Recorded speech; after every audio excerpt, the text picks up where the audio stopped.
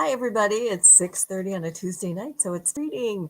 I have librarians here with me tonight, my favorite kind of people. But actually, they're not just librarians. Both of my guests tonight are what we call in Kent District Library System RM2s. What's an RM2? So I've got Angela and Tricia. Angela, Tricia, first of all, tell us what is an RM2? Well, it stands for Regional Manager 2, which means we are one of the co-managers of one of our several branches, 2 or 3. In my case, I am the RM2 of the Kentwood branch, Kentwood Richard L. Root, and the Gaines Township branch, so on the south end of town.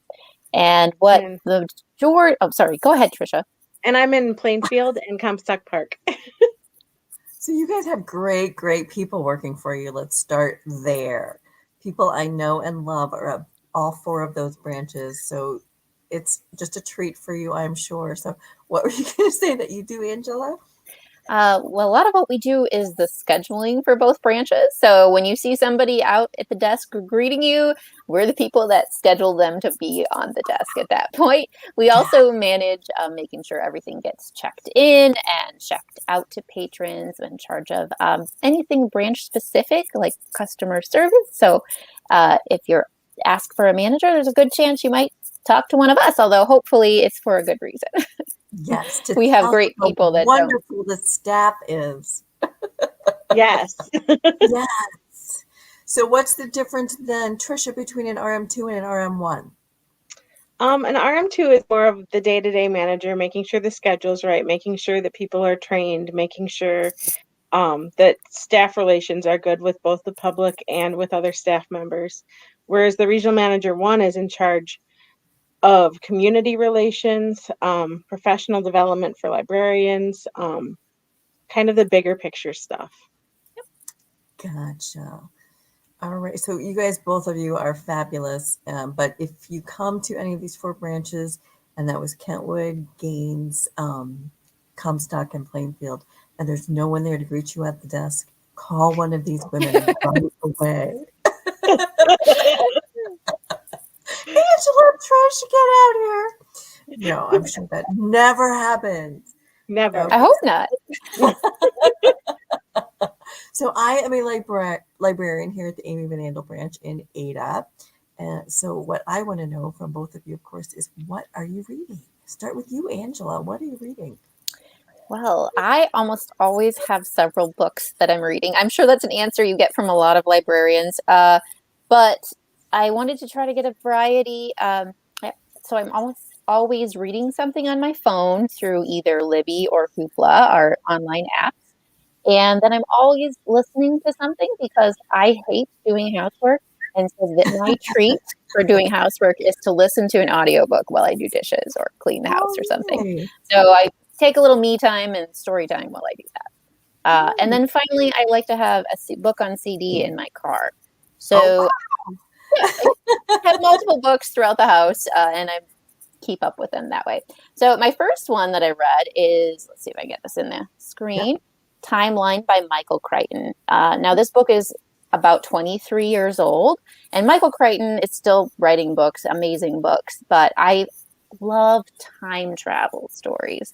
So what made me pick this up is I watched the film version years ago, and it was kind of iffy. So I thought, the book is always better. I'm going to actually read the book now. And it was so fascinating because it starts off with these 4 archaeologists who are excavating an old monastery in France. And they get notified by this tech company in Arizona, actually, that they have some information for them about how the monastery was set up. And they're like, we're the archaeologists. How does a tech company in Arizona know about this monastery? And the information they're giving us can't possibly be right. So the leader of the archaeologists goes to Arizona to find out where they got this information.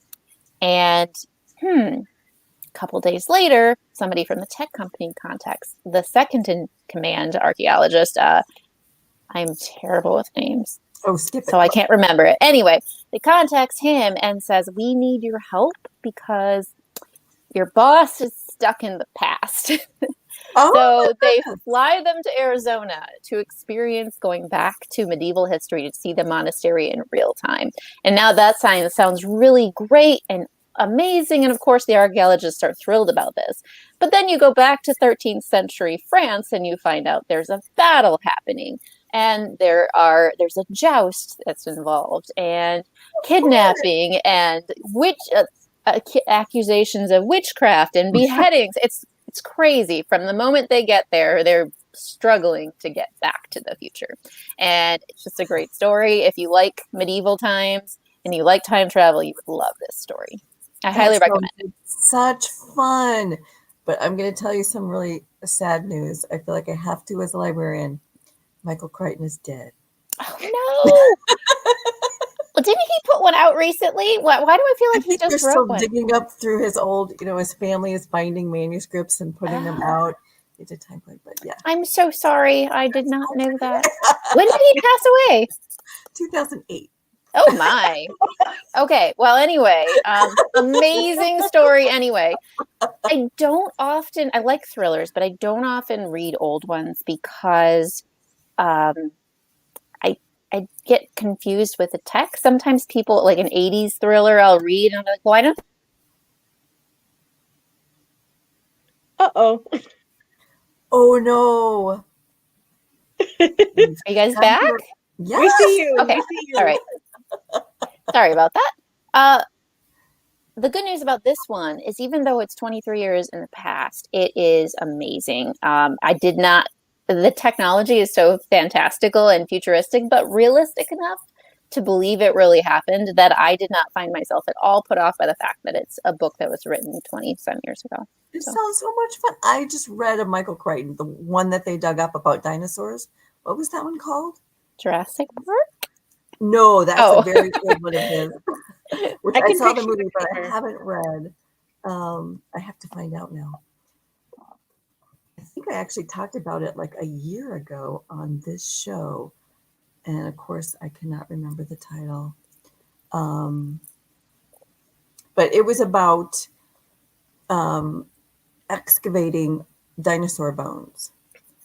And it took place right at the end of the wars with the Native Americans, right before the Little Bighorn. So you had all of these, so many layers. The relations with the Native Americans and the fighting and the science that was just starting to emerge and what they were finding out. And I didn't know there was this huge controversy when they first found these dinosaur bones then about, that couldn't be because there were no dinosaurs. They weren't on the ark, or if you know what I mean. I didn't know any of this happened. So it was really interesting. So just when he said Michael Crichton, and I could see that he is so much fun and he does so much, was so much fun and did so much. I'm so sorry. Your writing is so good, Mr. Crichton. It feels like you're still with us. Yes. So that sounds like a great one. It's a good, forget about the pandemic for a minute and read about time. Yes. Mm-hmm. Miss Tricia, what are you reading? So I am reading The 7.5 Deaths of Evelyn Hardcastle. I love that one. Angela likes this book. Okay, that's great. I love it too. So it's a mystery, and it's historic. And my favorite thing about it, well, I'm kind of outing myself, but I have a thing for books with maps in them. Like, if there is a map in a book, I'm going to at least try to read it. I just love, this is where this happens, and just going back and forth to the map. There's also a really fancy invitation in the front. I love books that just pull you in to what you're going to be in for right when you start. So this book is kind of like, it reads like an Agatha Christie, but like a modern Agatha Christie, still set in olden times. We'll say olden. It's not the script, I think, but No, probably it's not. 20s or 30s. It feels kind of Victorian or maybe Edwardian or maybe in the 20s. You don't really know. Mm-hmm. But the main premise is that the character Evelyn Hardcastle will die. And the character Aiden, he wakes up at the very beginning of the book. He wakes up and he shouts out the name Anna, and he's like running through the woods. He's chasing somebody, and he doesn't know what he's doing. And he kind of like moseys through the woods and finds this old house and goes in, and there's a party happening there. And they tell him he's a member of the party, and he realizes that he's not who he thinks he is. He's not Aiden. He's in someone else's body. And so for the next Not so like Agatha Christie to me, Trish. I know it's like an Agatha Christie with a huge like twist. Okay. But the story takes place over 8 days. And every day Aiden wakes up in a different body. And it's his job. He's visited by like this being in, you know, those old flu masks with like the beak. What is that called? Plague Doctor. yes. Plague What? Doctor. Plague Doctor. Yes, the Plague Doctor mask comes to visit him every day and the first time tells him that it's his job to figure out what happened to Evelyn Hardcastle. So every day he wakes up in a new body and relives that whole day. And he has to find out what happened to her. And he starts running into previous and future versions of himself in other people's bodies. Oh my goodness. Yeah. And so he leaves little clues for himself, but doesn't tell himself too much from the past. And it's just like this weaving story, and it all connects, and it's just a really great read. Yeah. What did you think about it, Angela? Oh, I absolutely loved it. I recommended it to my sister as soon as I was done. And it really does feel like an Agatha Christie because of the setting and the mystery. It's just being told from different people's perspectives. Even though it's all Aiden, you're seeing different pieces of the puzzle and the mystery every single day. And you're like, so many times throughout the book, you're like, oh, that's why that happened. Yeah. So is it hard to keep track of, or does it just all kind of fit together well? It's a good author if it all fits together well. It all fits together well, and you have the map to help you. So, yay, map! You got the hold map. that one up one more time so we can see the title.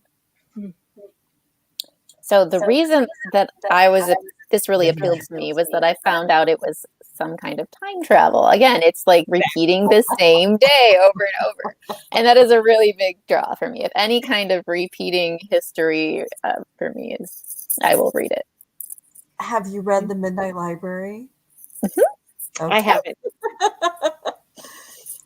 That just reminded me of that. I'm just going to throw this out since I brought it up. I might have brought this on one of the show. The Midnight Library by Haig. Is it H-A-I-G? Do you guys know? Sounds right. It's a beautiful cover, though. Yes. In The Midnight Library, the main character is having a horrible life, is depressed, has everything bad happening to her. She feels like she's failed many times in her life on many levels, and nothing is coming out right, and she's ready to end it. And she wakes up in a library. It's the library that she went to when she was a young girl. And the librarian that she knew then, who was a big influence on her and someone she felt safe with, is in the library. And on the library shelves are books of her life. And every one of them is a decision that she made, like at a crossroads she got to in her life, kind of like a map, Tricia. There we go. Yay, my map head. I have seen that. I need to read that. Yes. Mm-hmm. And the librarian takes books down and lets her try, what if I hadn't done this? It's like a choose your own adventure. Yes, but it's your life. I love that. So you don't get to go back in time, but you get to see what your life would have been like right at that moment had you done something different then. So go ahead, Angela. Going down the rabbit hole of books that are similar, if you like any of these books, you should also read Ona Out of Order. I like that one too. You read that one too? Yeah. It's very similar.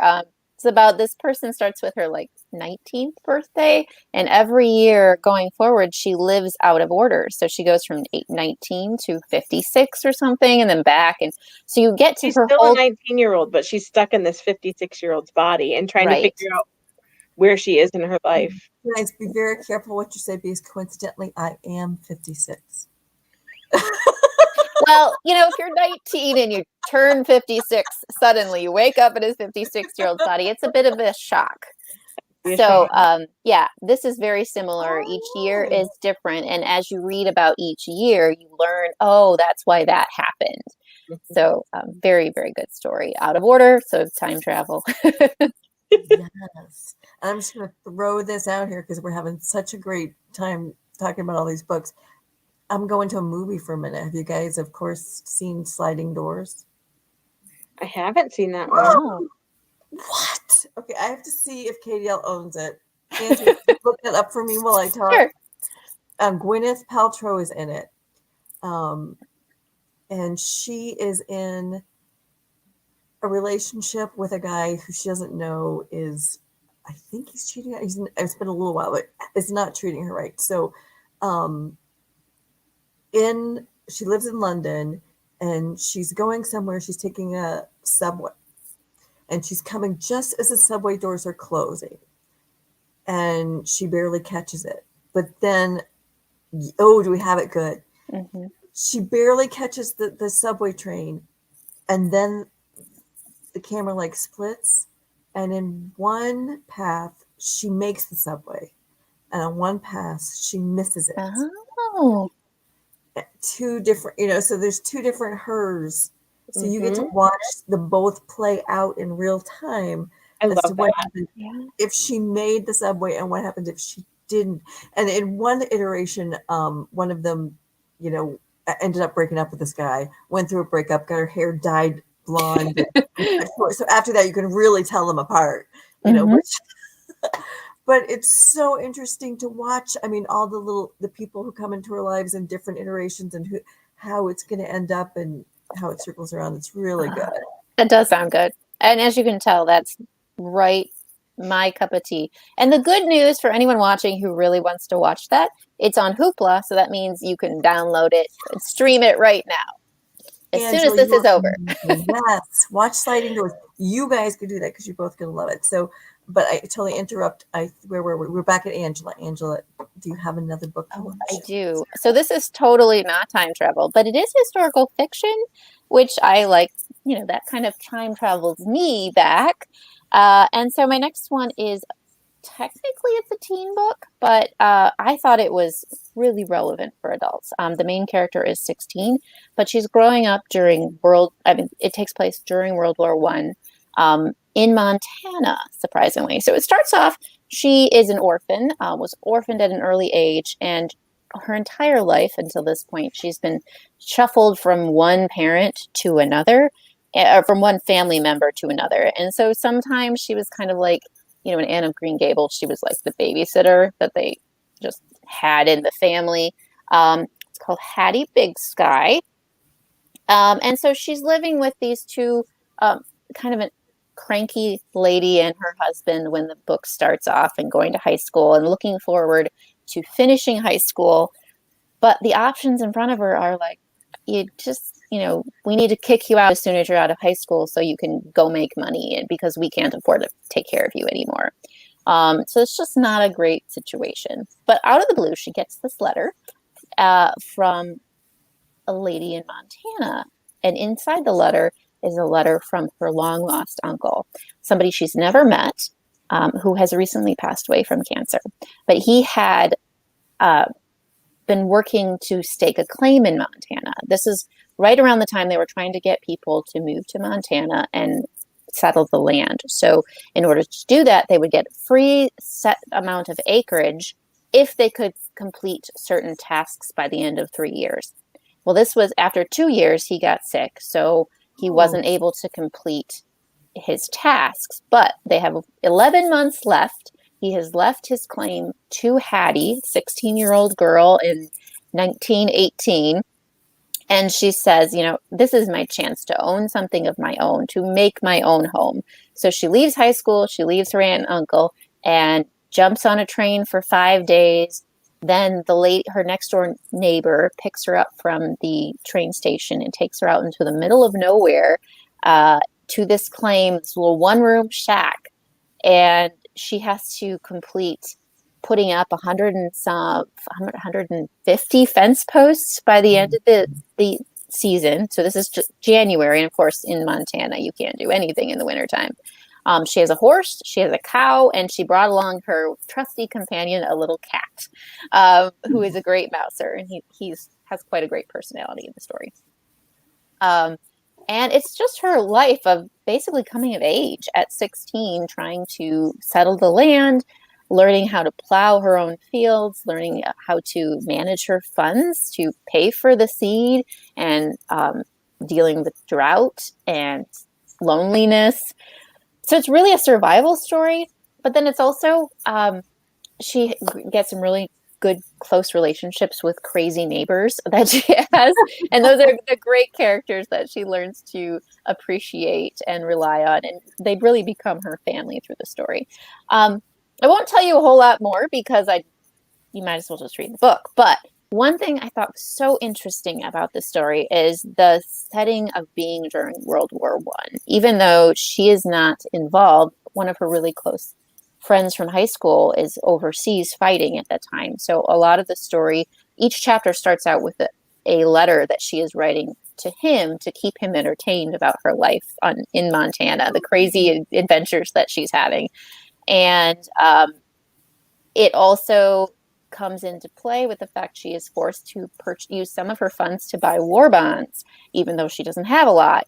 And there is an anti-German sentiment happening in the area, even though one of her closest neighbors who helps her survive is German, a German immigrant, I should say. And so she is also coming of age and realizing what matters to me is not where somebody was born, but who they are as a person. And I think that is such a wonderful theme for any time frame, any time period, about looking beyond a label. And it just really touched me. So it's a great story, very entertaining. She has some hilarious escapades, but that I want to know about the neighbors. yes, there's some crazy ones. Yeah, hold that up again, Angela. Let's see it one more time. Sure. And again, it's in the teen section, but it's an amazing story. It'd be perfect for middle schoolers if you wanted to read it along with them. But as an adult, I'm thoroughly enjoying it, and I didn't feel like it was dumbing it down for me at all. Yay. Great. I have so many I want to read now. Okay, Tricia, you have another one, though. I do. I'm going to show you the one I'm currently reading. So the jury's still out on if it's good all the way through. Making no promises on this one. I am currently reading this one by Lisa Jewell. She is a popular psychological thriller writer, so I trust her. I've liked her. I've liked her previous novels. One of the most popular is Then She Was Gone, which is a good one. But this one's called The Family Upstairs. And okay, something you would like. I know. And the main character's name is Libby, and she's turning 25, and she gets a letter in the mail saying she knows her whole life that she's been adopted. And she knows that when she turns 25, something happens. Oh. But she gets a letter in the mail. She doesn't know what this something is. And the letter says, you have to meet this lawyer downtown at this time and place. And so she goes, and it turns out she has inherited this mansion. Oh. As one does. And she's 25. She's struggling. She's like many of us are when we're 25, trying to pay the bills and trying to move up in your career and trying to figure out who you are. And she's told she's inherited this mansion, and she automatically thinks, oh, I could sell it and then I'll have money. And so she goes and she starts learning more about this mansion. She goes on a tour, and she finds out that her parents, when she was a baby, left her in a crib upstairs, and they were all found dead in the kitchen, all wearing black. They were arranged in a strange way. They left Oh, her in a crib with a little note and a rabbit's foot. And oh, yeah, and so the story goes back into the 80s, to before she was even born. And it's from the perspective of a young boy or girl, I think it's a boy, living in the house, um, kind of talking about the events leading up to this happening.